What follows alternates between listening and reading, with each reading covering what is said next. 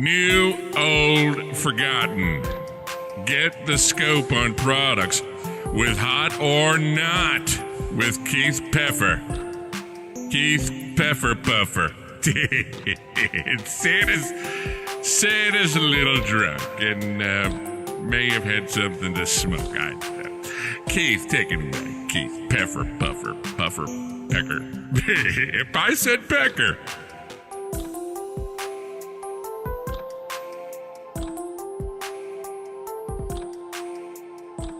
Hi everyone, welcome to Hot or Not, a show about hot new products. I'm your host, Keith Peffer, and now we got video. Yes, video.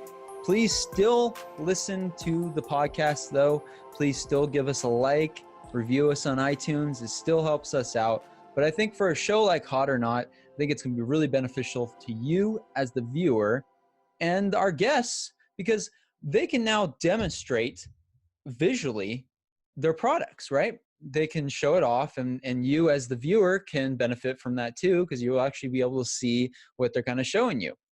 Not only that, but I think now that we're kind of getting into the build mode, Vinny's kind of put his foot down, and we got to get serious. And I'm sorry to tell you, we're in September, and if you haven't got it building your props, I don't want to give you an anxiety attack, but you're a little late.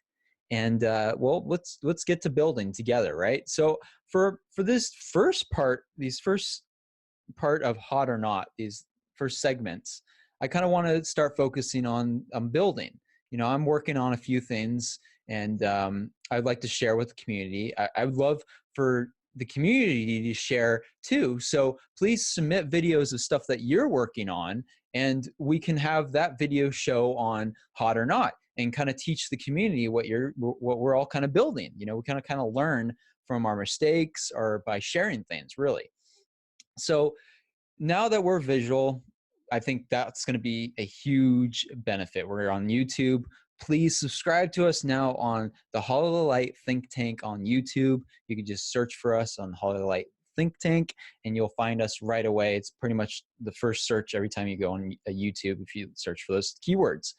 So what are we going to do on our first build episode, right? Well, this episode, I kind of want to focus on something I'm really excited on. We talked about the Pixel 2 Thins boards on one of our first two episodes, actually, of the Hot or Not. And I'm really excited about it because I've been wanting to add animatronics into my show for a while. And I'll get into the kind of the story of why that is in a little bit here. So we're going to go into, I'm going to teach you kind of how I kind of create these interesting kind of animatronic singing bulb, dancing bulb kind of characters, right? I kind of want to get into that this episode and talk about a couple other things. We're going to get into X-Lights. I'm going to show you how I do that in X-Lights. We're going to have an interview with the inventor of Jdeation Designs. And if you haven't seen Jdeation Designs, please do. It's jdeation.com. And basically they're completely customizable. He has this whole template system that you can completely customize your mounting system for your Pixel controllers, your Meanwell, or any kind of power supply you have. It's a very versatile system. Highly recommend checking it out. So we're going to get his input, hear from the inventor of that, and much more. So, without further ado, let's get into X-Lights, right? Okay, so now that we're in X-Lights, so this is kind of, we're going to be working on the sequence here. This is the little drummer boy, and the effect that we're kind of going for again is we want this singing bulb, the typical kind of Boscoyo singing bulb. We want him to move like he's moving right now, only when he's singing. We want that effect to kind of make it look like he's kind of dancing. And why I kind of landed on this effect, why I kind of really wanted to make this, is because it's actually kind of stems from a family member. My grandma actually saw my show once, and her favorite parts of my show were always the singing bulbs, always the singing props. I think kids love them, older people love them. It's the go-to kind of thing because, lighting effects are interesting. You can kind of tell that they're sequenced to the music, but you're not 100% sure. But a mouth moving with lyrics, you can really tell that that prop right there is linked to the music I am listening to. And now I am engaged. I am fueled by that. And my eyes are hooked on that. That could be a good thing or a bad thing, depending on your show. So my grandma, describing the singing bulbs to a friend, said that, her favorite part was also that they looked like they were dancing when they were singing. I really couldn't tell her that at the time that they weren't, but immediately light bulb, bing, X lights output, light bulb, immediately set off in my head to say, hey, how can I do this? How can I do this? I immediately was like, okay, animatronics is the way to do it.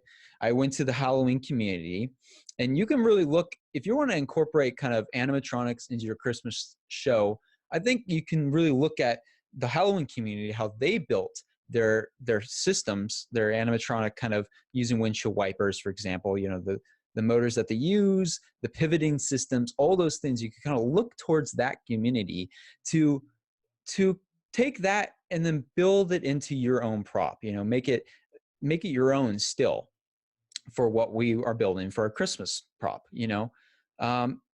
so with that in mind, I want to get into, the X lights part here to kind of demonstrate how you're going to set up the Pixel 2 things and how you're going to set up the bulb with that system.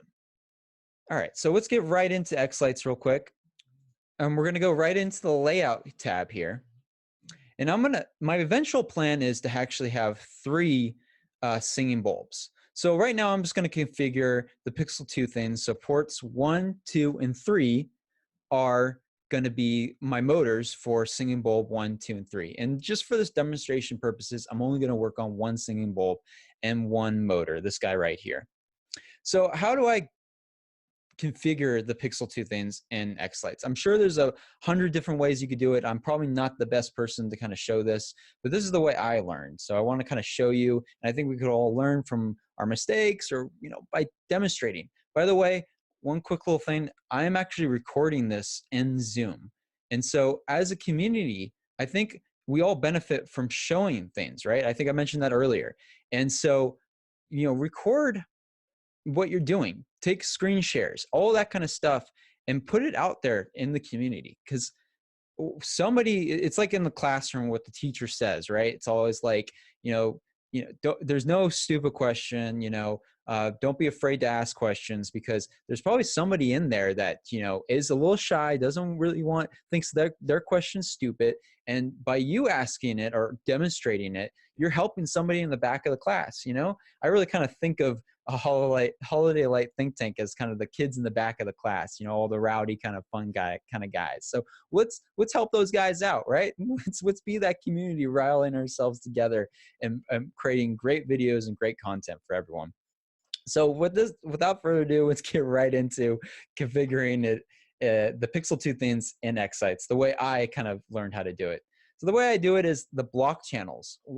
I always saw this block channel thing, and I'm like, what is this? It was added, I think, mid 2017, and I hope I'm right on that. That's purely memory, by the way, everyone. So block channels. So this way with block channels, from what I understand, is you can specify a specific,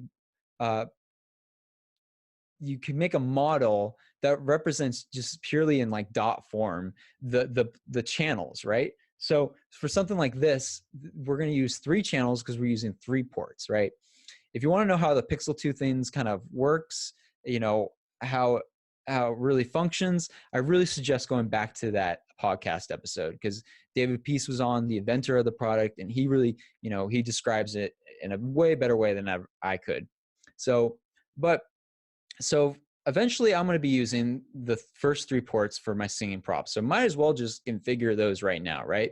So how you do that is you get your block channels, and then you just kind of throw it down. So it automatically defaults to 16 channels, but we're only going to be doing 3 ports, right? So we're just going to do 3 channels, and it does white.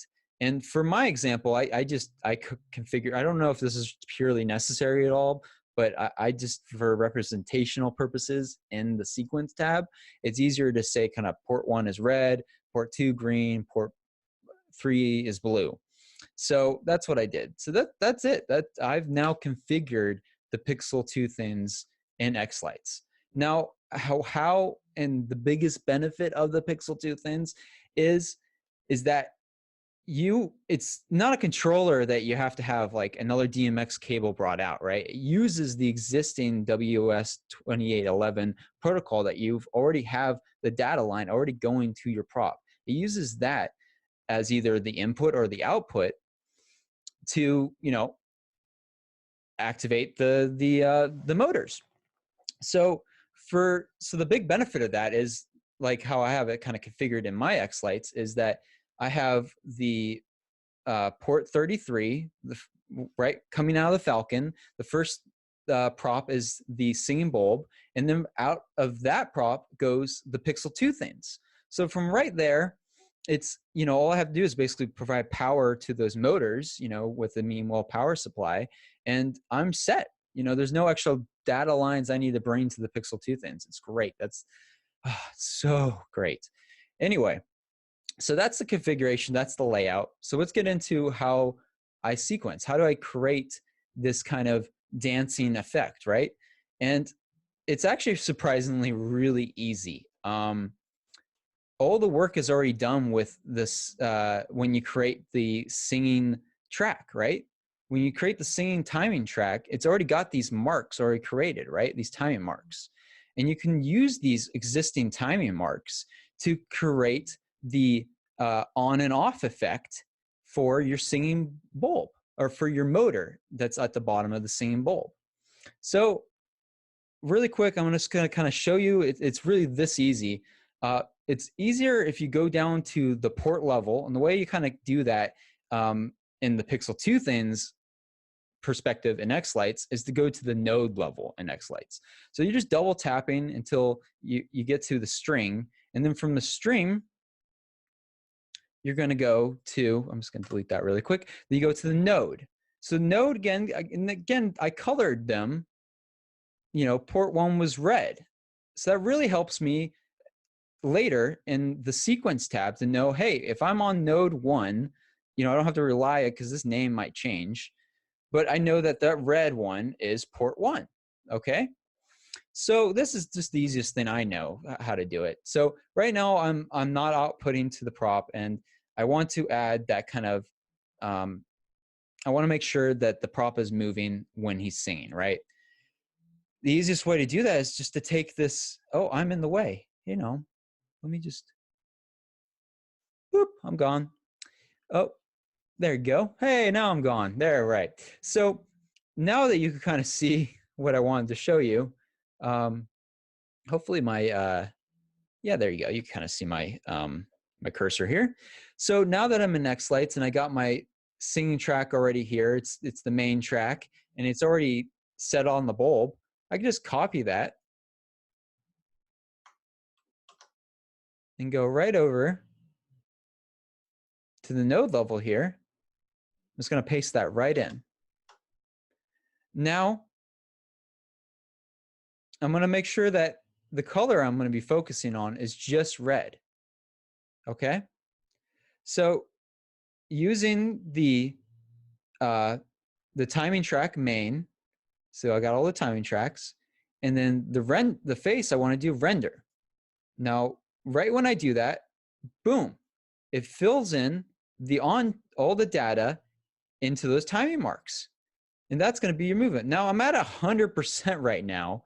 As you can see over here, I'm at 100%, which is way, way too high for this motor. So I'm going to have to bring this down a little bit to about 30%. I know that the movement at 30% with this windshield wiper is probably the best kind of look that we're kind of going for. So now that we kind of have that set up, let's render. Let's output the lights, and let's give it effect. Let's see if it worked. And then I'm going to show you there. So there you go. This is live, and I'm showing you that I'm using the existing timing marks very simply in X-Lights. Let me just, boom. So yeah, there you go. So as you can see, the It's kind of, I'm getting used to these transitions and stuff going back and forth. So you can kind of see that the bulb is moving with the timing tracks. It's pretty simple, uh, stupidly simple actually. And so let's say that, you know, I want to get a little bit more advanced here. Let's say that, like, you know, I want to actually kind of control, let's say, you know, when different parts of the song kind of creates different reactions when you dance, right? You get a little bit more intense in your dancing towards more intense parts of the song, right? Let's say this middle part, right? I'm not saying this middle part is the intense part of the song. I'm just saying, for example's sake, let's say this middle part right here is the intense part. Everything right here, you're kind of dancing to the beat, kind of slow. But right here, you're going more intense. How would you do that? Well, it's pretty easy. Again, you can just kind of shorten this down so you stop at the end of this part here.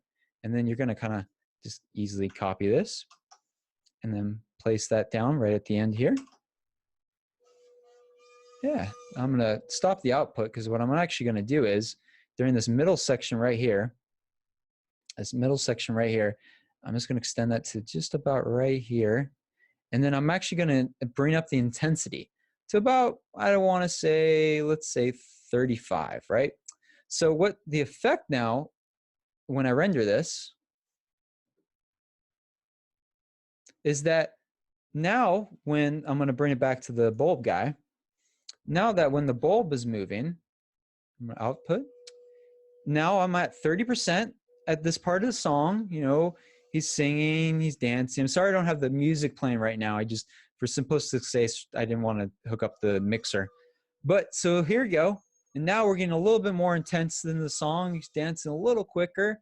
And I think you get the idea, right? This is hopefully this kind of spurs some ideas for people for animatronics and X-Lights, kind of what you can do. I wanted this to be a quick little tidbit, but I think it's starting to get a little long.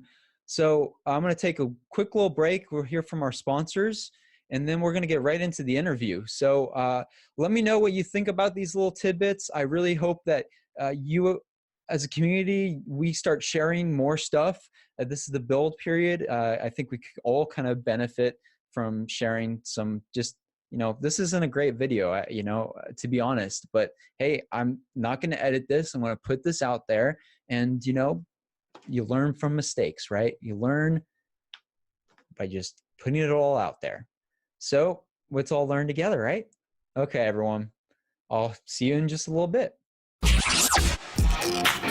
The professional triers and the Holiday Lighting Think Tank have teamed up with Cool Tees to provide you, our VIP listeners, with some cool, awesome, and one-of-a-kind professional triers gear, including t-shirts, brew mugs, can coolies, coffee mugs, and of course, the one and only Think Tank flannel shirt made famous by none other than our own JR. So go to hlttgear.com, that's hlttgear.com, and get your professional triers gear today.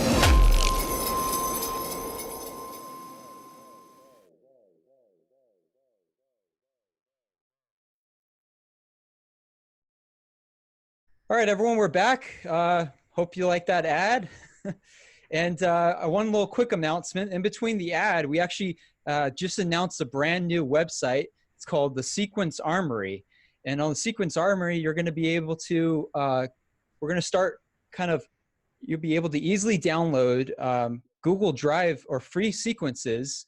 And the handy thing about the Sequence Armory is that all the sequences on that website are going to be mapped on a standard layout. So when you see it, you know that those snowflakes are going to be mapped the same way through all the sequences. So when you download that sequence and you map it to your own display, it's really seamless. So I just wanted to make sure I got that announcement in, so in case you missed that. And then without further ado, Jason Chancellor's here to talk about Jdeation Designs, or designer, I'm real sorry. And so Jason, tell me, I don't think a lot of people kind of know much about you. So could you kind of tell me a little bit about yourself first? Sure. Live in Dallas. I'm in IT, mostly software side, never really been involved in anything kind of hardware related. You know, do kind of Jdeation Design is really just kind of a little hobby business. Certainly is nothing that's paying the bills, but it's a lot of fun, and I get to meet a lot of cool people that are involved in Christmas lights, and I, of course, am involved in Christmas lights as well. Been doing a show for probably, I don't know, 3 or 4 years now, so relatively new, I guess, but really enjoy it. And my only rule that I have for my wife now is everything that I put new in the show, something must come out of the show. So I'm trying to keep it somewhat contained, which is difficult in what we do. Well, that's an interesting kind of strategy. I don't think I hear that too often. So, that's a kind of a conservative kind of interesting approach to doing layouts. I mean, I think right now everyone wants to kind of pack the pixels, right? And I'm not saying that's not what you're doing, but you're kind of smart about like taking things out as well. Everything kind of has a place. Is that kind of right? That's right. That's right. No, I like to keep my show a little more classic. And definitely, I mean, it's already pretty over the top, but maybe not so ridiculously over the top that I get complained on. I think that's what I'm trying to avoid.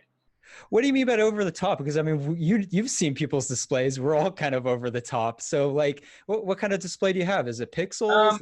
No, it's all pixels, but I enjoy kind of making mine look a little more classic. So it's not everything is a matrix and everything is perfectly spaced. I kind of like my stuff to be a little, like on my bushes, I just do, regular pixels on my bushes the same way I did them 10 years ago, but I just do it with pixels. I do have a matrix on my roof, but I have a pretty light spacing on my roof matrix. My mega trees, again, light spacing on my mega trees and things like that. So I don't know. It's probably 30% of some of the awesome stuff you see some of the other folks doing. Now, do you kind of stick to like the Boscoyo kind of coral kind of stuff too, or actually, I don't have any of that stuff. Oh, okay. I've pretty much I've used I use the strips for like my mega trees, but I don't really have any Coro at all. Again, because mostly what I've kind of done is really just more of the classic stuff. I kind of decorate my trees in my yard. I decorate my bushes. I outline the house. Have a couple of mega trees and a roof matrix, and pretty simple stuff. No, I think people will kind of be interested in this really quick. So you decorate your existing trees. How do you kind of map that in X lights? Do you kind of do any kind of do the camera kind of a thing, or do you kind of just do single lines and kind of, how do you approach? Just quick little thing. I'm really curious. Yeah, no. So my trees, honestly, last year I stopped wrapping my trees. I used to wrap them. Now I just ended up this year. I just put a bunch of floods on them. And then I have some icicles that kind of hang from the trees. But honestly, there are some limitations in X-Lights in terms of what you can do. I mean, it's not going to be perfect, but like on my bushes, for example, if you can do some sweeping effects left to right on the bushes, it still looks fantastic. Obviously, you can't project images and things like that. But, that's not really the look I'm going for. I'm kind of going for more that old school kind of retro Christmas look kind of feel. So me losing out on some of the really killer effects are okay. Yeah. So so to get kind of back to Jdeation Designs really quick. I'm really curious about that name. Like I kind of looked into it really quick. Is it kind of a play on edition? It's a play on ideation, which I don't actually even think is a real word either, but it's a word that it was a word that a bunch of consultants in IT started using years ago when they were saying we're going to go ideate something, which is just kind of like brainstorm, right? And so my first name's Jason, so I just called it Jdeation. So there was not a lot of creativity there. That's how it came about. All right. So let's kind of describe what you have on the store. So because I kind of want to get into how did you kind of get to making these kind of things. But first I kind of want to kind of show first kind of what one of my favorite things that you make, and then also kind of talk about what's already kind of available on your store first. Okay. Well, the idea is to be able to customize the mounting plates for these enclosure boxes. So, everybody's using, a lot of people are using like CG 1500s or maybe some bud box enclosures, or the MTM series are really popular now. But it was always kind of, for me anyways, mishmash and trying to kind of build the enclosure to hold stuff and attach things to the enclosures. And I'd seen some cool videos from some people on YouTube about some how they were kind of doing their enclosure mounting kits, and I actually, so I was a member of a makerspace here in Dallas. It's called Dallas Makerspace. It's one of the biggest ones in the United States, and they have a whole slew of awesome laser cutters. And actually, the first thing that I went to go work on was I was actually designing a little fence post mounting kit for my own show, and I wanted to do it in acrylic, and I thought I could use it. So that's it right there. And that's the first thing I built, and honestly, it just kind of grew from there. And then I really, where I kind of tried to take it next was the ability to be able to customize your enclosure plates. So, you know, using the Jdeation software, which is my background, is all software. I don't really have a hardware background, so I know how to write software. I wrote this software that essentially allows you to kind of go in and position, like your Falcon goes here, and you know, your distro controller goes here, and allows you to lay out all of your components.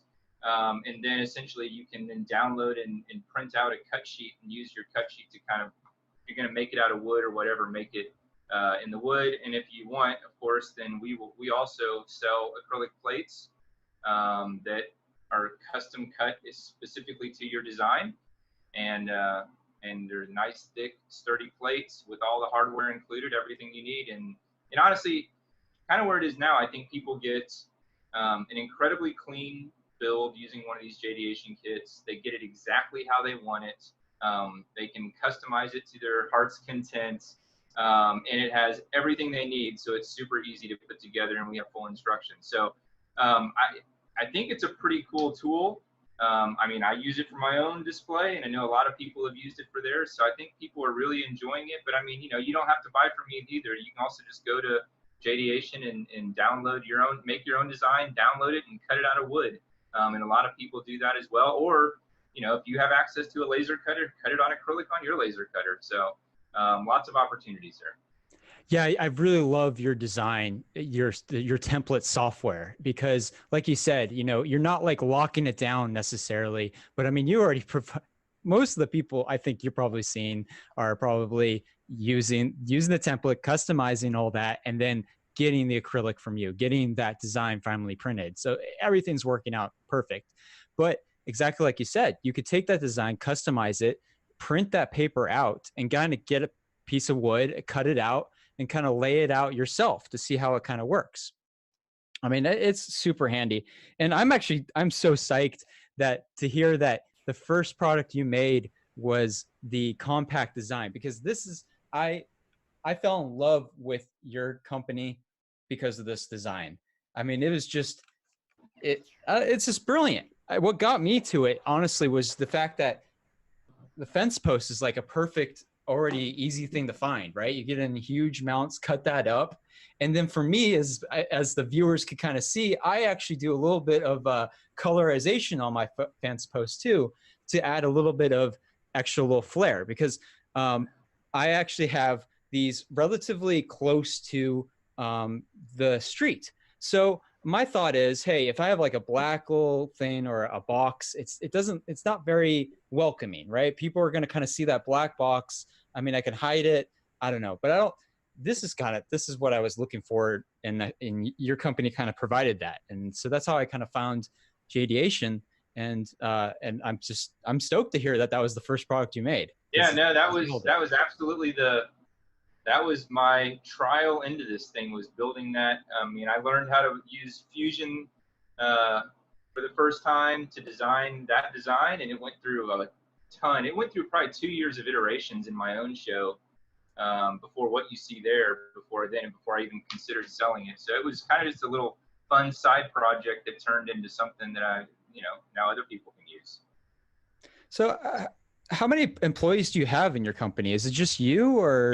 It's just me and a neighbor kid that I pay, that he comes over 3 days a week and cuts acrylic for me. So we've actually worked, I mean, last year I was totally unprepared for the demand of Christmas time. And in fact, I ended up shutting things down in gosh, I think it was mid-October, maybe even, or no, actually, I think it was October 1st, just because I didn't feel like I was going to be able to keep up with demand. This year, pretty much the entire year, I focused on automation. We're cutting more plates now every week than we were, in prime time last year. And we're keeping up with demand right now. I think we have 2 to 3 day business turnaround right now. And it's just because the entire process is pretty much completely automated. And it's simple enough that I can hire the 16-year-old kid that lives next to me to come over 5 or 6 hours a week and cut plates. So it's working out so far. So you just said everything is automated. Can you please, like, what? How do you automate a laser print or laser cutter? And then you have to weigh all the screws. You have to cut the plex or the spacers. I mean, so what? I wish I could. Well, maybe you want to see how well this will translate. Yes, I think everyone would love to see that. So let me show you if I can. I'm trying to do this on my computer, but this. See if you can kind of see this. Yeah. This is the Jdeation parts counter. So essentially, this is a scale that sits in the middle. It's hooked up to an Arduino computer, and it tells you over here on the screen, which isn't turned on right now. It basically tells you put 10 of these in the bucket, and then it weighs how many, and it tells you when you get to 10. And this is, whoops. And so then this is like and then this is like a little tray. Oh, I see it. It kind of moves along. So that's a terrible video. Sorry. No. But yeah, the whole process of making those kits is totally computerized. All the design stuff is computerized now. So we download the cut templates. It prints out all the labels. Honestly, that was the most interesting part of standing up this little business, was getting all that stuff squared away. The actual cutting of the acrylic was the easy part. Okay. Wow. So that was going to be my next part. What was the hardest part about kind of getting started by doing this? Think I underestimated how much time was going to be required, because when I started this last year, it was absolutely everything was manual. And there was no way. I mean, listen, I have a full-time job, so this is a hobby. This does not pay the easiest record. In case anybody's asking, this does not pay the bills. In fact, I guarantee I lose way more money than I make on this thing. And the reason I do it is because I enjoy it. It's a hobby.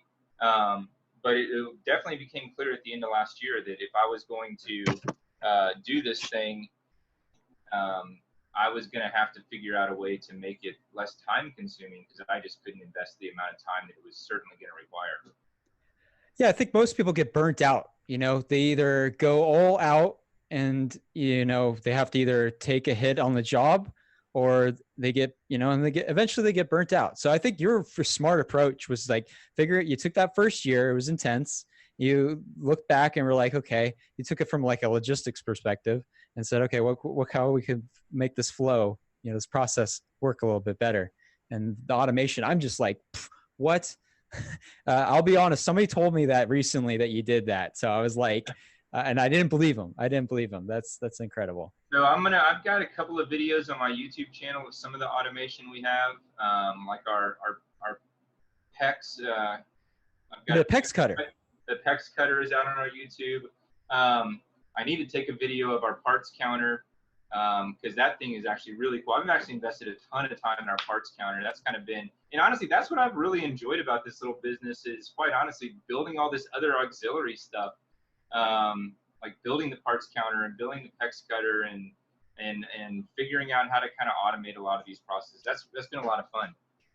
It's going to make your company ripe for growth. I mean, you're setting yourself up. I know you don't maybe not see right now that this is I hope you do, that you see that this is going to be a huge potential.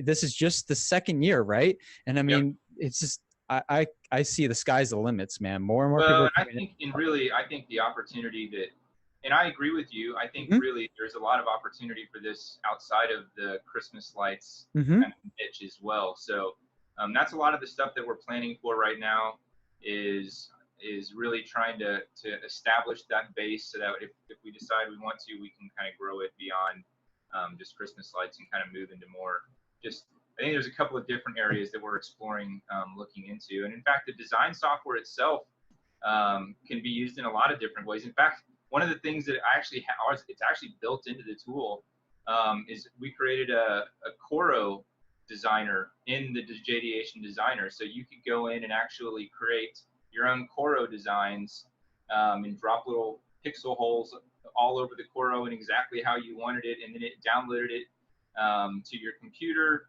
and created the cut sheet. And also, it also would create the X-Lights model for you.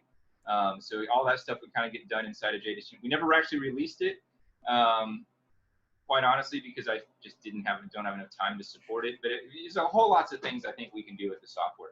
Yeah, man, you got some brilliant ideas. That is a great idea. Like, I mean, you can even outsource that really to the existing Coral companies that are already out there, you know, and that could really help. Or maybe even potentially a tool for people that kind of just want to customize it, then maybe go to a makerspace and cut it, or maybe send the design to the existing Coral companies and then they can cut it. I mean, yeah, no, that. I love that. Oh, that's just great. So what's the toughest part about, I mean, it sounds like you're thinking outside of Christmas, but, and that's great. I'm always thinking outside of Christmas and outside of all kinds of different things too. So, but what's the toughest part about owning a business kind of and designing for just Christmas? Like your designs aren't necessarily like that, you know, now that I think about that question. So, I mean, I think the seasonality is pretty tough to be quite honest. I mean, you know, we opened back up, I think on December 31st of last year. And I mean, I assumed that the rush was over, and boy, January 1 was crazy as well. And it was crazy until, you know, January, February, and it didn't really slow down until March. And then from March until, you know, July, I mean, it's easy, right? I mean, there's hardly any traffic at all. So I think that's the tough part about it, is the seasonality. But you know, but that's a minor thing. And quite honestly, I think the thing I really enjoy about it is just the cool people that I've met inside. You know, every time I do an order with somebody, I feel like it's, in some way I've kind of met a new person, and met a whole ton of new friends doing this. And you know, there's a lot of people that share my passion for electronics, and I think that's what I think that's what I'm in it for, is just a passion for electronics, and I think that's what a lot of people are in it for. Have you been to any of the minis and stuff like that? Because like that's really where you get to kind of see, you know, I know as a vendor you're communicating with the people all the time too, but at the minis, that's when I first kind of noticed that, like, hey, you know, yes, I've been communicating with these people on Facebook. I know they're friendly, I know they're personal, but when you actually get to meet them, hug them, you know, you really get to see this is a family-oriented community. You know? Yeah, it is, absolutely. And I'll even expand to say, I think that's the entire maker community, right? I mean, you get involved in your local maker space, it's that same feeling, right? I mean, you're meeting people that have that same creative mindset that you do, that are there to just build something for the heck of building something. And those are really cool people to hang around. That's for sure. Some incredible stuff being made. Yeah, I always loved going to my makerspace here in town. We have a very small one called Robot Garden, and it's more for like other businesses kind of rent out the space and then they use the equipment. But those businesses then allow on weekends for people like me to come in and use those tools. It's just great. And I'm sure the listeners, the viewers, you probably have a makerspace in your town. I'm a very small town and we have one. So I wouldn't be surprised. Look into them. They're great. If you've ever thought about doing like 3D printing, that's a good place to get started. Laser cutting, CNC routing.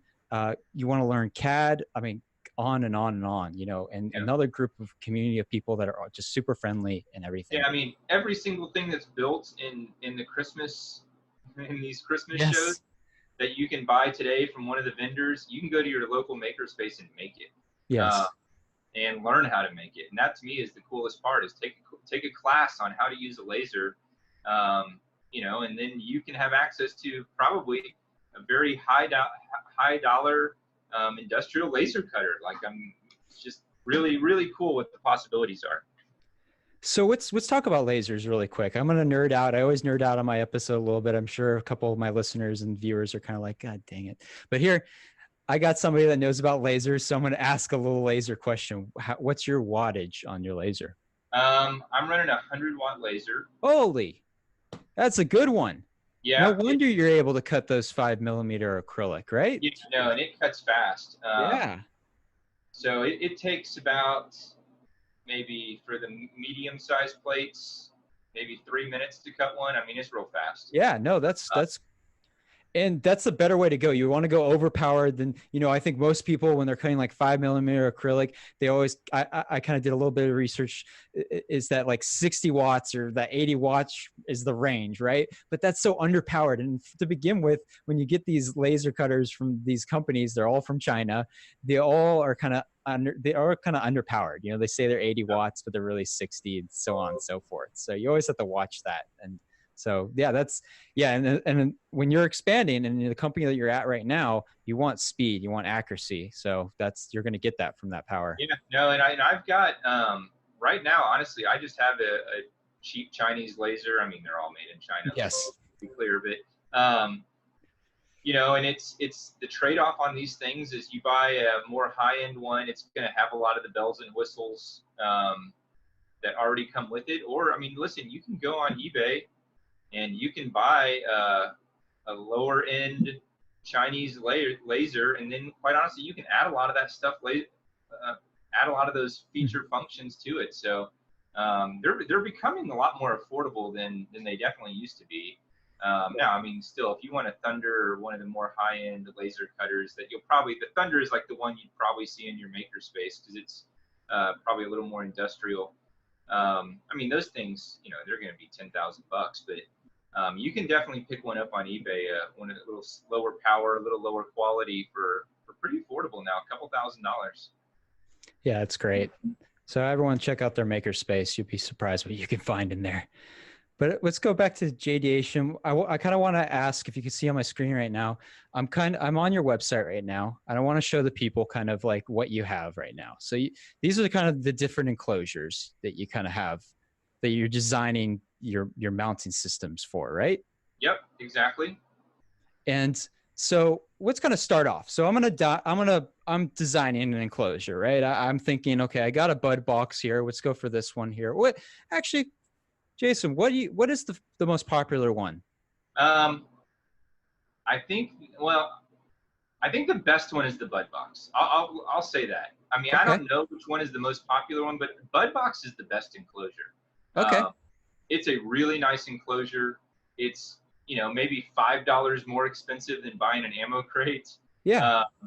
But it is a very, very nice enclosure designed for actually electronic storage, waterproof, completely waterproof, really nice enclosure.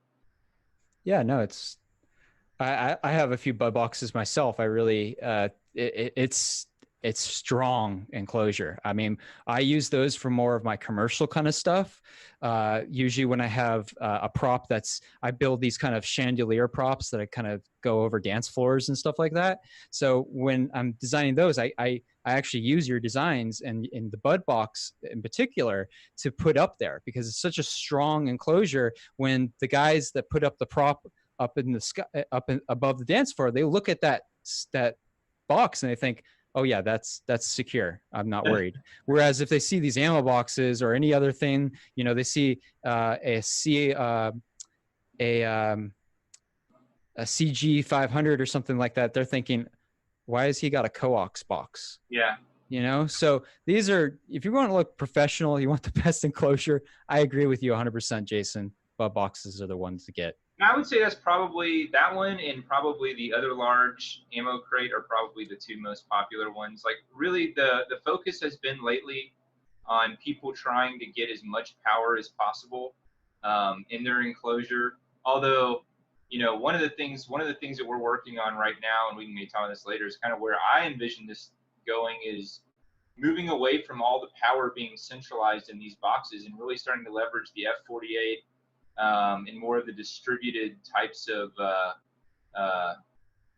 distributing your power to kind of where you need it. Yeah, is kind of the future of Christmas lights and LEDs for sure for our industry. Yes, definitely. I agree. The smart controllers too. I mean, there's just receivers. I mean, smart receivers.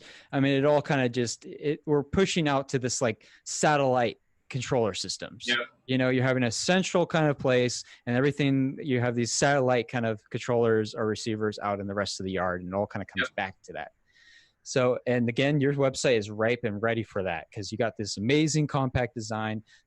I actually use this ammo box crate for a lot of receivers. I use this one for a lot of receivers. I mean, all of them could be used that way.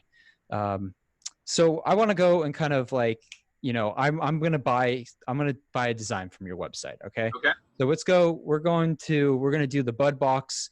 And as you can see, the viewers, we actually have two different designs here. You have a full top design, a double deck with top, and then a double deck with HB. That's a new kind of the fad that kind of came this year, right out of nowhere. That's a new thing this year too, is leveraging the common slot power supplies, which actually, if you're planning on putting a ton of power in one box, I think that's a pretty good approach to be perfectly honest. You get a lot more power for a compact size, and you're not having to stack power supplies or anything like that. I think it's a pretty decent approach. Yeah, no, I agree. I was a little hesitant first because I'm just like, doesn't that kind of harpen back to like back when we used to take old PC power supplies and kind of get the 12-watt from that and try to do it? And it just seems kind of scary, but it's really like these power supplies are such industrialist server power supplies. They're way night and day between the consumer power supplies. Yep, agreed. It's in some ways even more secure than Meanwell in certain points. It's yeah. So let's do that. Okay. I haven't looked at this design yet, so I'm kind of curious.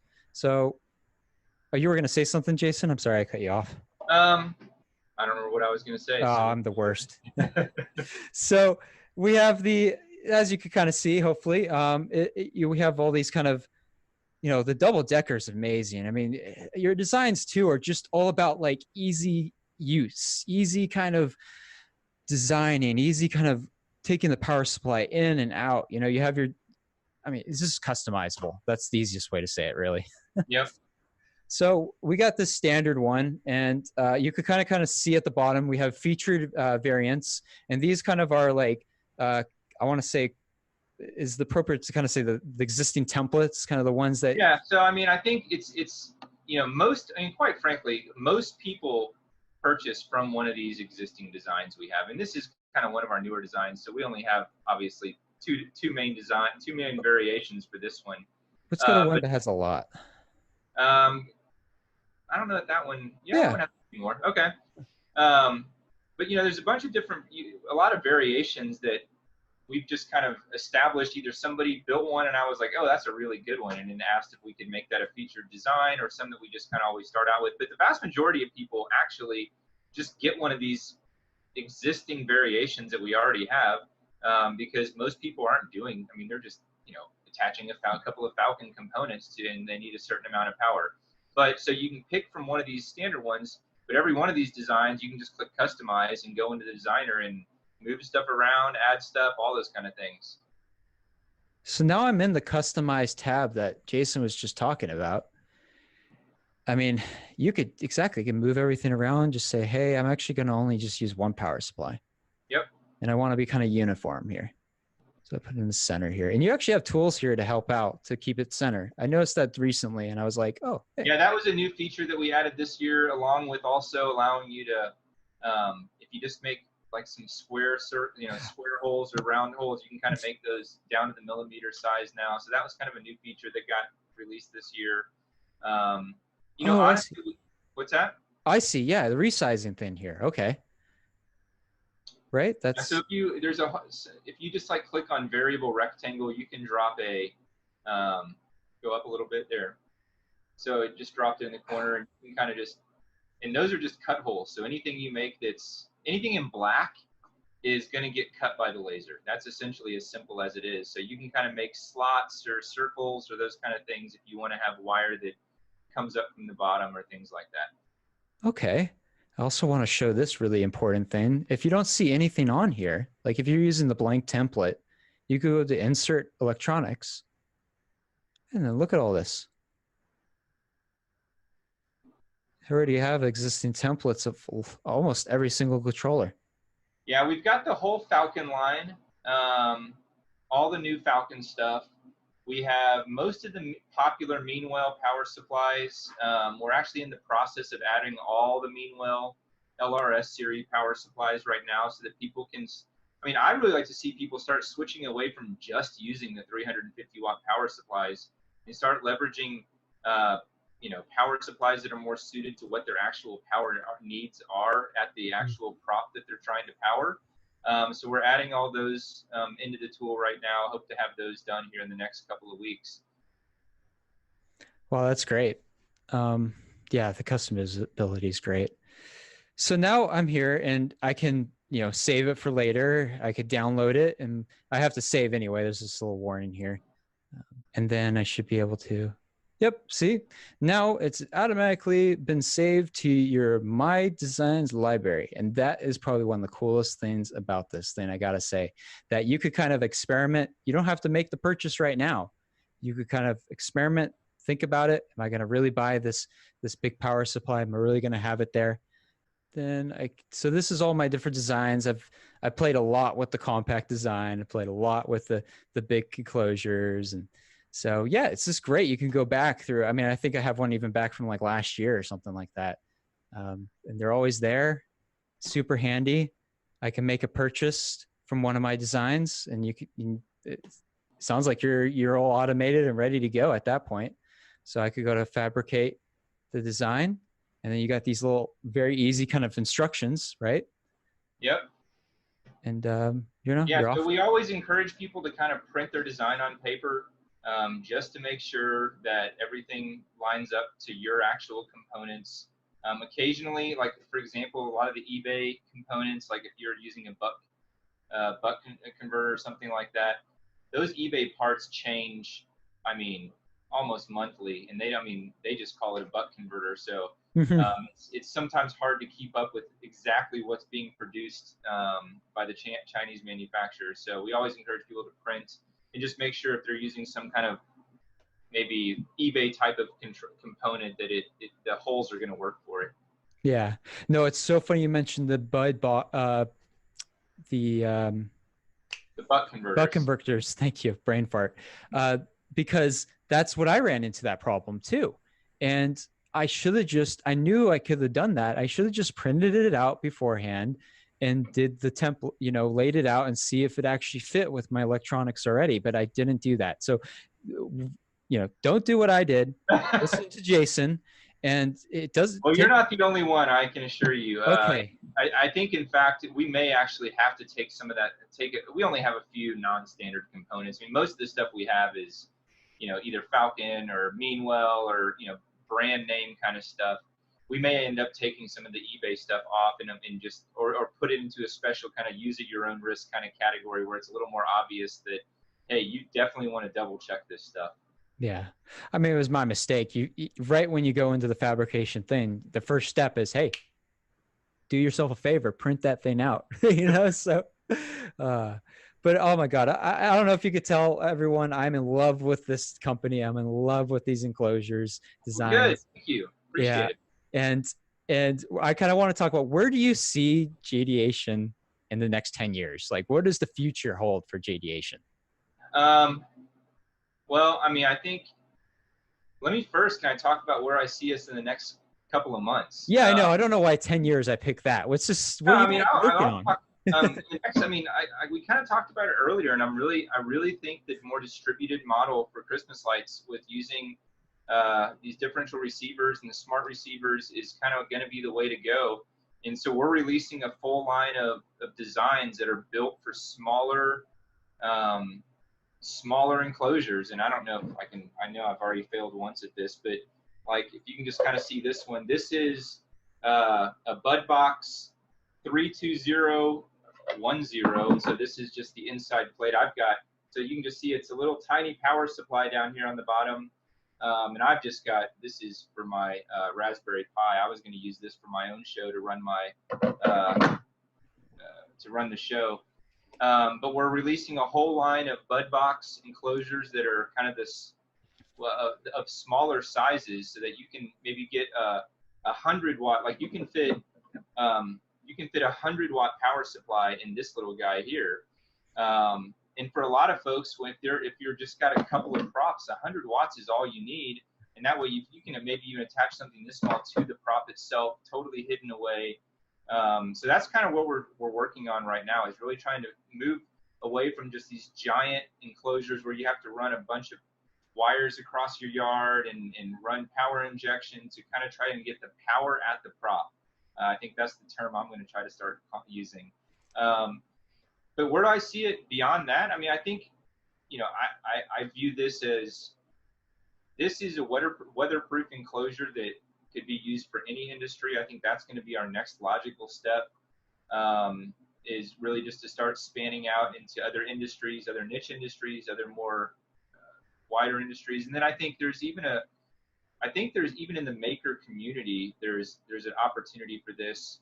If I just want to run a Raspberry Pi and have a really nice enclosure, versus just, sticking it in a plastic box or something like that, I think there's an opportunity to use this. So, we've got to make sure that our process and that we can handle it, from a fabrication perspective. And obviously I haven't had enough time to be able to expand this thing, but that's where I would like to take it. Whether or not it actually ever happens or not, I don't know. But that's where I think it could go. Do you kind of see yourself maybe teaming up with another kind of another vendor, maybe, to kind of, fill in a little bit of that? Potentially. The thing is, I mean, again, I'm not doing this for the money. No. This is a loser from a money perspective. I guarantee that, if I invest the number of hours that have been invested in this. So, my only concern with trying to partner up with somebody is at some point that it starts becoming work. And I don't really want this. As soon as this starts becoming work is probably when, it's the end of this thing for me. So it's definitely not been work yet. It's been a ton of fun. And so I'm just really not worried too much about exactly where this thing goes. I'm really just more enjoying doing it. And we're just going to kind of let nature take its course with this thing. And if I get to a point where it's taking off, then great. And if I get to a point and the Christmas light industry fades away and people stop doing it, and that's all there was, then hey, it was a fun ride too. So. Yeah, it's important to really enjoy what you're doing. And you could tell when you look at your products, look at your stuff, you could tell you enjoy doing it. You look at your automation and everything like that, you enjoy it. And so when you take that away, it wouldn't be Jdeation. It wouldn't be the same company. Yeah, and I think that's why I enjoy the enclosures. So, I mean, a lot of folks, it's interesting. A lot of people view the enclosure making as almost like the work they don't enjoy it. And I view it exactly the opposite. To me, that's the part that's the most fun, because that's when you're really getting to mess with electronics at its core, and to see how hardware and software can work together to solve a problem. So I really enjoy doing enclosures. I really enjoy wiring things up. I really enjoy seeing how I can make them look as professional as possible, because it's more like a feeling of a job well done when you can look at something and you're like, man, I'm really happy with how that turned out. That looks really phenomenal, and it looks really professional, it looks clean, it looks neat. That's what I enjoy doing with this. Mm-hmm. Well, I think I've got all my questions out of the way now. You've been great. Thank you so much for coming on Hot or Not. And everyone, please check out jdeation.com. That's JDEATION.com.